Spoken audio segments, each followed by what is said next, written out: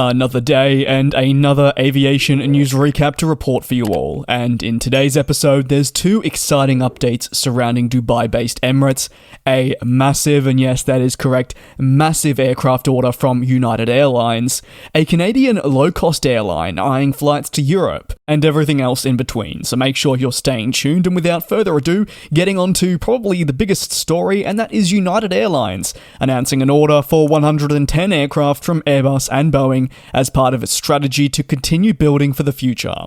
Included in the deal are 50 Boeing 787s and 60 Airbus A321neo aircraft. This, of course, grows already on existing commitments to the series that the company has. With delivery slated to commence from 2028 onwards, the aircraft United is adding will add substantial flexibility to their long-term future fleet. The 50 Boeing 787s do come from previous options and purchase rights that have now been converted into firm orders. These 787s will arrive between 2028 and 2031. Additionally, with thanks to the firming up, another further 50 787 options have been secured for the decade's end. Meanwhile, the 60 Airbus A321neos are slated for delivery between 2028 and 2030. In addition, it has also secured 40 new options for the series. It'll no doubt evaluate whether they need to pounce on these options later down the line. Staggeringly, the airline believes it'll take delivery of 800 new aircraft between 2023 and 2032 as part of the massive ramp-up in renewal that the fleet is seeing. United Airlines wants to look towards operating larger planes with more seats on the routes.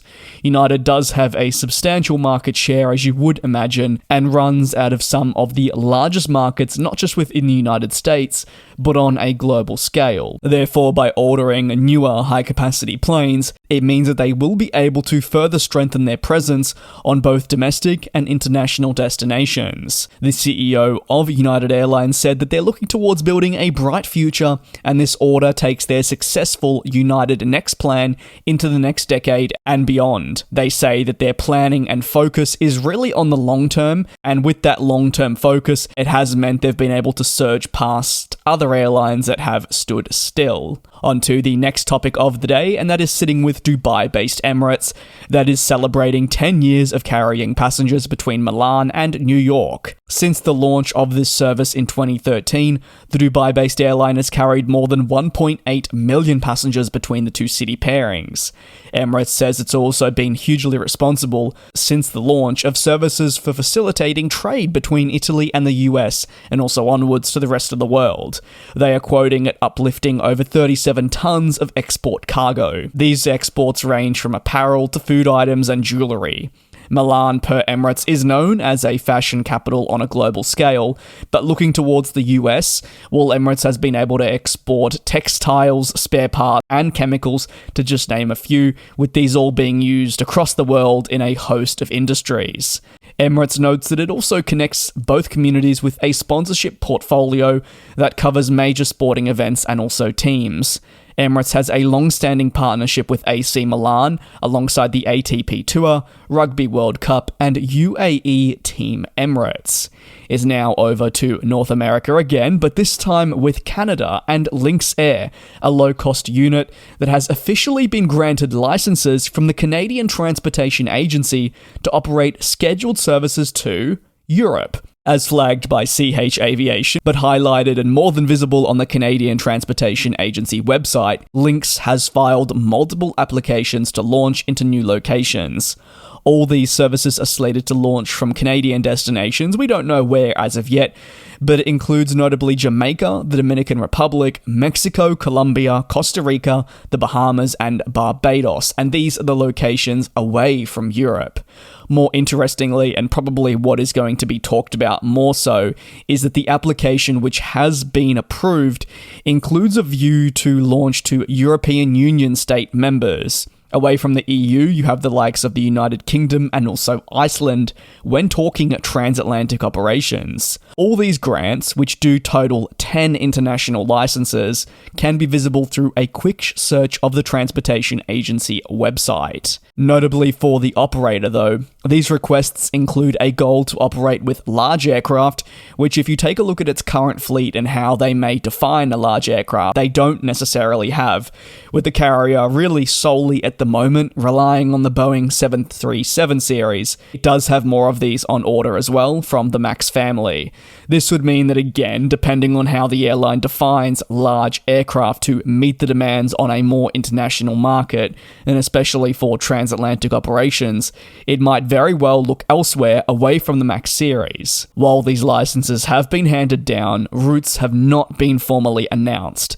These licenses do give the airline the flexibility of looking towards launching some of these routes, but it may not include all of them, or some of these services may be much later down the line. However Lynx may choose to approach this provides really an exciting opportunity for the carrier. Equally, one would describe it as a decision that is filled with a lot of risk, especially on the transatlantic sector, which is hugely competitive. Airlines flying from North America to European cities do more often than not struggle, and especially for those operating low cost. It has to be done right, and there are fine margins in getting it right and wrong. Over to the final story of the day, and that is Emirates has signed a substantial agreement with Shell Aviation to supply over 300,000 gallons of blended SAF fuel. This SAF fuel would be used at its international hub in Dubai and is the first SAF delivery under the agreement. Emirates says it will commence before year's end. The carrier notes that an agreement with Shell Aviation is an integral part of its long-term environmental strategy. This strategy focuses on three key areas, which is emission reduction, conservation of wildlife and habitats, alongside responsible consumption. SAF data will be tracked through a new platform that Emirates will utilize. Shell Aviation powers this platform and has support from other key companies. Emirates will also be able to purchase physical SAF and associated environmental attributes through the platform for the long-term future. Earlier this year, Emirates completed a 100% SAF-powered demonstration flight in the region.